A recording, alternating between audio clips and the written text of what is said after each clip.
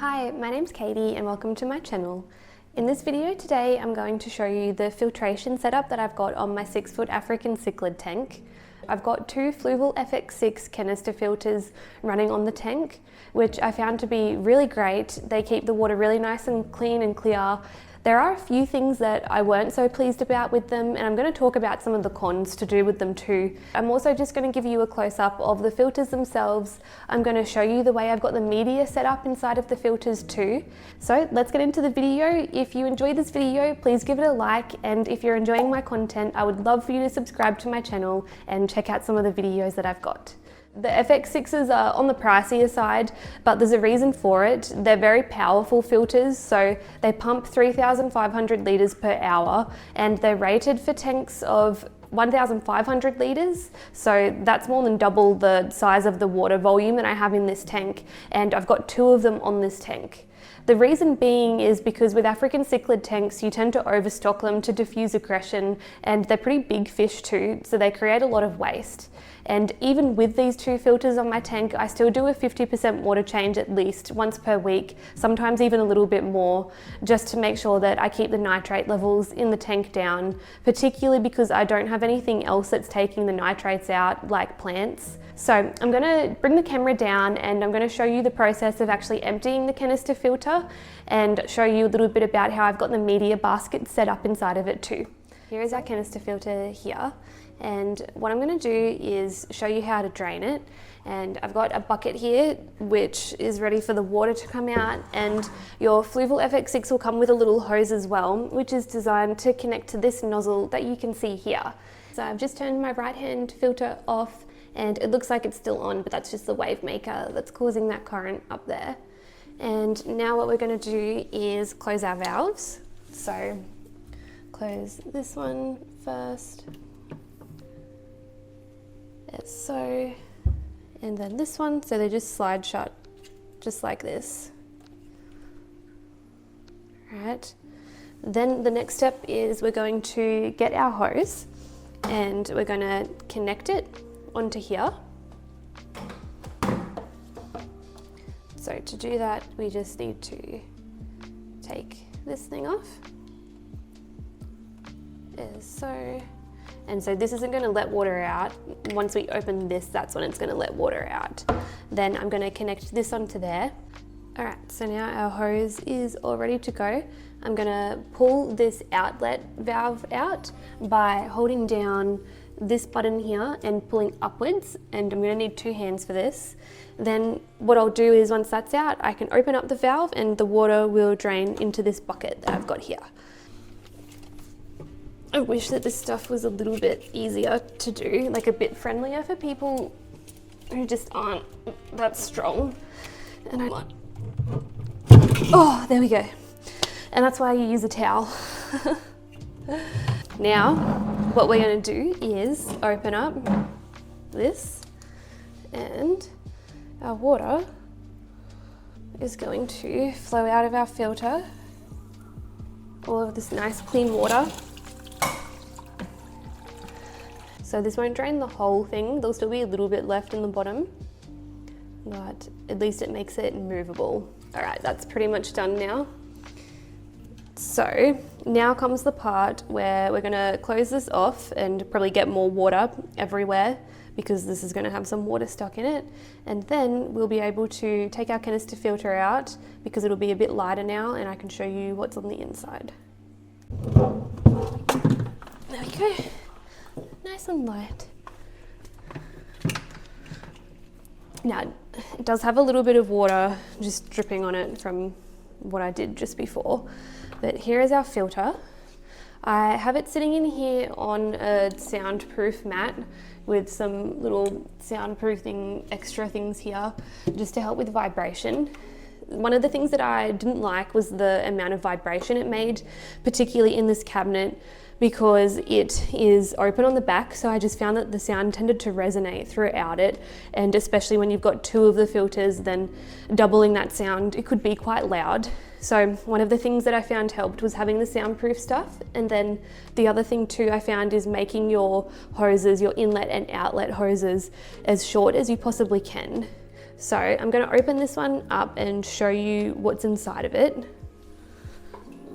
The way that these open up is you unscrew these little things here, and the thing that you have to be really careful about is that when you put this back together, that you do not miss a single one of these, because one time I put it back together and I just missed one, just one single one.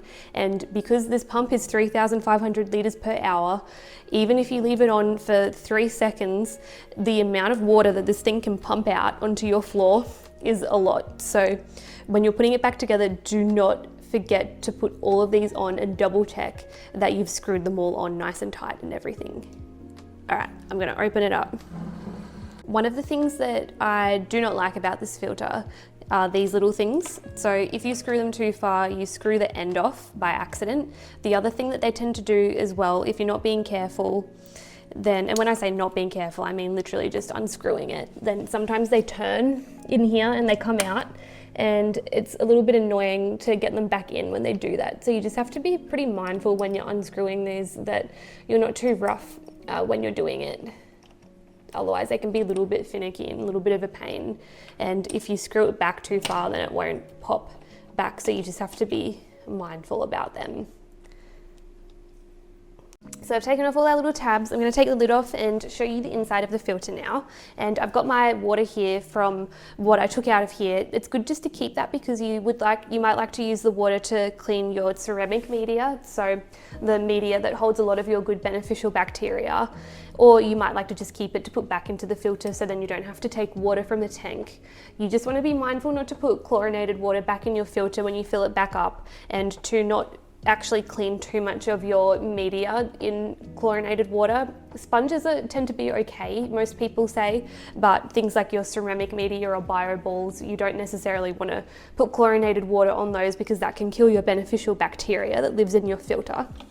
So we'll take the top off here. So this is where the intake is. And what happens with these filters is that the water actually runs all the way down to the bottom, but then it goes up the sides. And I'll take this out now so I can show you what the inside looks like and you can see what I'm talking about. Normally there's things that connect all of these filter trays, there's 3 of them together, but I took mine out because I was thinking they were making a rattling sound in it. So my one's a little bit unconventional, the way that it actually is going to come apart. So this is our top one and our middle tray.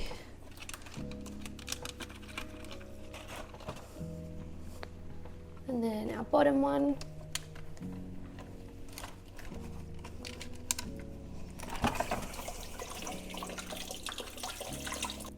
So I'll show you the inside. It's got a little bit of water left over. And then look at all the gunk that's in the bottom. I'm gonna go and tip this out in the bath before I set it back up, so you'll get to see all of the gross stuff that comes out of it. I don't know, I find it kind of interesting. I'll just quickly show for people who may not know how a canister filter works or be new to canister filters in fish tanks. If you have a look up here, we've got our intake. This thing here is our intake and our outtake. So these 2 kind of prong type things are the water that's been through the canister filter and been pushed back out. And then this longer thing that's on the side here is the intake, where it's actually sucking the water in from the fish tank, then down to our canister filter and down through here. Then it's getting pushed back up through our sponges. Then it's going down through the center part here, and then it's going back up into our tank. And that's how we get our nice and clean water. And the function of this is to do 3 things. So the first thing that we have is what we call mechanical filtration. And this filtration is what takes out the particles from the water. So we don't want lots of debris and gunk and stuff actually going through our filter. So that's what the sponges are for. They're our mechanical filtration. And generally you want your mechanical filtration to be the first thing that occurs in your filter, so that you're not getting big particles and debris that are going through the filter into the media, because we want to keep that as clean as possible. So that's why this is the first thing that the water will touch, plus here is as well as where I've got more of my mechanical filtration. Then the next thing that we have is our biological filtration, and that will generally be the second thing that our water touches. And our biological filtration is the main thing that our bacteria live in. So this will generally be something that has a lot of surface area. For example, this ceramic media is one that's popular. Bioballs are another really good one. You just want something that's nice and porous, because that's going to increase the surface area that your biological bacteria can actually live on. And so in my one, I've got these ceramic media things here. I'll just quickly show you two. In the first one, I do have another tray that's got a little bit more. Oh, this needs cleaning. So this is embarrassing. So I have my other sponge here, and then I've got some more biological media underneath my mechanical filtration, like that. So this is the first one it goes through. Then this is our second one here that it's going through. And so it's touching all of this biological media. And let me just pop this down for a second. Then you'll just see here I've got some more. So this is Cichlids media, I believe. And the next thing that we have after our biological media will generally be where we put our chemical filtration. So this can be things that are like activated charcoal. Is it charcoal or carbon? Yeah, charcoal. And what I've also got in here is some coral, some crushed coral. So really when you talk about chemical filtration, it's just anything that changes your water parameters in some way, or anything that's designed to remove things like chemicals from your water. Other things that you might get are things like ammonia sponges that are designed to absorb ammonia from the water. So it's basically anything that's going to change your parameters in some way. So this is where I put my crushed coral, which is designed to raise the pH of my water, because the African cichlids like a pH around about 8.2, and any type of sandstone or coral will help to raise that, and it'll raise the carbonate hardness of your water as well, which they like. And plus, coral I find has pretty good surface area, so it's another nice thing for your bacteria to live on. And this is my last thing that it goes through. Then under my coral, I just have another mechanical filtration sponge, just to catch anything that could be from the coral that might have gone through my filter. And that's the end of it. So with your biological media, or just nitrifying bacteria, which is the good bacteria that lives in here, you just want to be mindful of treating it right, basically. So I've got my filter out here, and it's not currently in water, and that's not great for them. So this, I'm going to probably lose some of my colony from having this sitting out like this. And you'll also lose some if your canister filter's turned off for a long time. So after around about 3 hours of not being on, you'll start to lose some of your colony as well.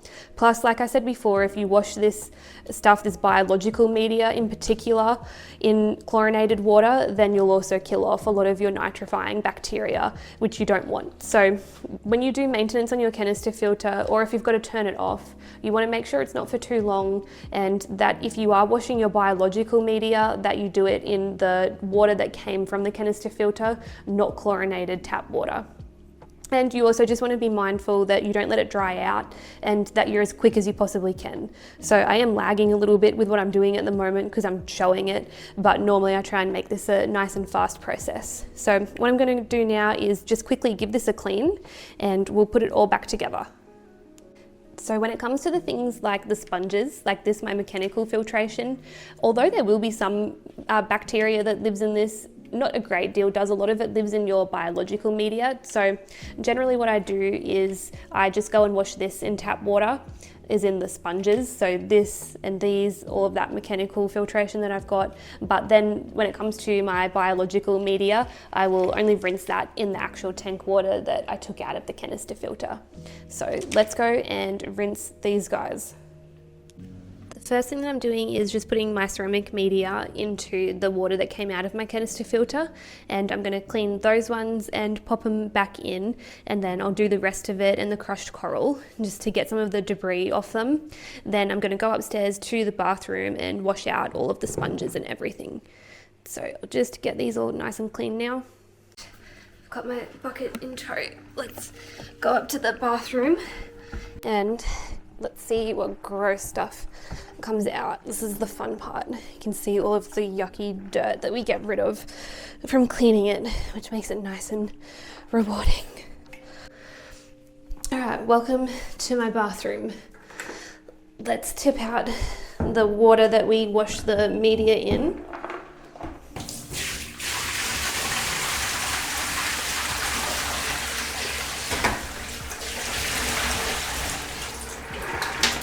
Nice. All right, now let's tip out the contents that's left in our filter itself.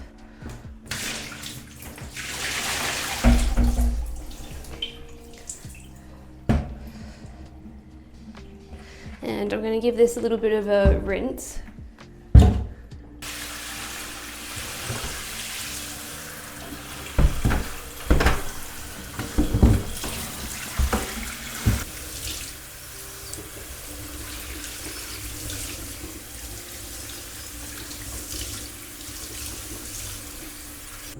I am just going to take out some of this media and give the cage that it sits in a clean because it's a bit gunky. So filter is all cleaned and there's just a small mess here. I'll just show you something. So, yep, very dirty. Now, all of these have been washed out and cleaned and everything, and I've just used the tap water to clean the sponges. Now, if you really want to save all of your beneficial bacteria, then you can just use tank water to clean your sponges as well. I will lose some of my bacteria from doing that. However, for me, the convenience is worthwhile. And this is one of the good things about having a second canister filter on your fish tank is you can do maintenance periodically on each filter and kind of go between the two of them so that whenever you do maintenance on one, then you're not doing it on the other. And that way you're never going to do so much maintenance on it that you're going to lose too much of your bacteria. So that's one of the good things about having two of these.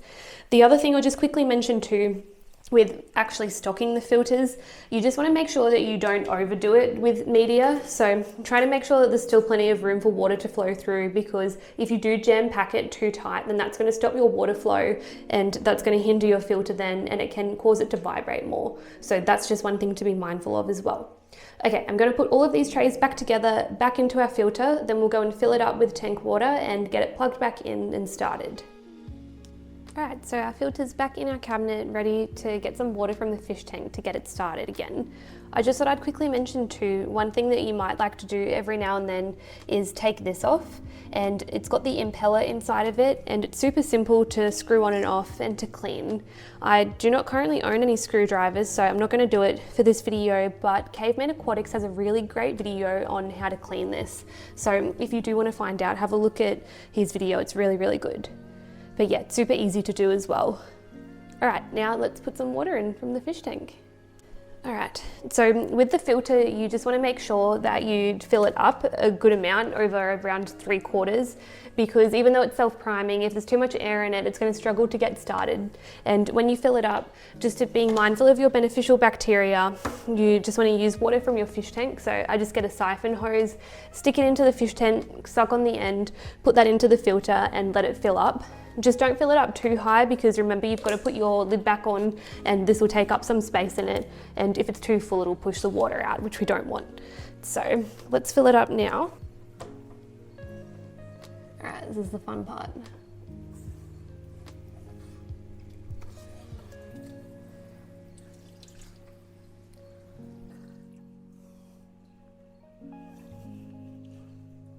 You can see I've just filled it up to here. I took the sponges out just so I could see a little bit better where it was up to. And now all we need to do is pop our lid back on. Okay, now I'm just screwing our little lids back on. Our little screws back on to make sure that our lid is screwed on. And remember what I said at the start, make sure that you get all of these, do not leave any out, because it's going to be a big problem if you don't screw even one of these on nice and tight, because this is where it actually creates the suction and it's watertight by having all of these on. So I'm going to finish screwing all of these on now, and then I'll show you what's next. Okay, now all of our screws are screwed on nice and tight. I'm popping in the intake and the outtake now. These are thankfully a lot easier to put on than they are off. You just click them in like that. Okay, Now, the next thing that we're going to do is, now everything's all good, we're going to open up our inlet valve first, and that's just going to let whatever water is left in the pipe and from the tank run into our canister filter. And then once we've done that, we'll open up our outlet, then we'll turn our filter back on and we'll be good to go. Let's open up our inlet and let our water in to our tank. You can hear it rush in. And then now what we're going to do is open up our outlet, as so, and we'll turn our filter back on, and you'll see all of the air being pushed out of it now as the water's running in from the tank and pushing out the air. All right, and now let's turn our filter back on, and it'll push some more air out. Then it's going to go for a little while. And what will happen is it's just vibrating a bit. Sometimes it'll vibrate a little bit when there's air in it like that. So it'll sometimes get a bit mucky, the stuff that it pushes out, and it'll turn off after about 30 seconds or a minute, and then it'll turn back on as it just pushes all of that air out and primes itself. So we'll let it do that, and then we'll see how it's going. Okay, so that strong buzzing noise that was coming from the motor impeller area has just ceased. The way that I fixed it was I just pushed underneath here and pushed up a little bit. I'm not sure what the issue was. That would be one of the things that I've just found a little bit difficult about these filters, is sometimes they'll just start making noise or something weird will happen, and you just got to kind of figure it out what's going on. Oftentimes it can be a little bit finicky because you might have to take the motor off and look at the impeller and stuff, or you've just filled it up and you've forgotten something and then you've got to drain it and stuff. So I think that's why everyone doesn't like filter maintenance, I guess, because it's one of those things that you don't do often, and when you don't do something often, it's hard to get fluid at it and good at it and remember all the things that you need to and know how it all operates. So I guess that's just kind of part and parcel of it. But luckily, I'm glad that it's fine now. The tank looks pretty cloudy. This tends to happen if you turn a canister filter off for a long time and then you turn it back on. Sometimes it just pushes all of the gunk out that was in the pipe. So that's why it's a bit cloudy, but that'll fix itself pretty soon. But I'm just glad that we're all up and running and nice clean canister filter. If you found this video helpful, please give it a like, comment down below what you thought of it, and if you've got any recommendations for filtration. And I would love for you to subscribe to my channel if you're enjoying this content, and I will see you in the next video. Bye.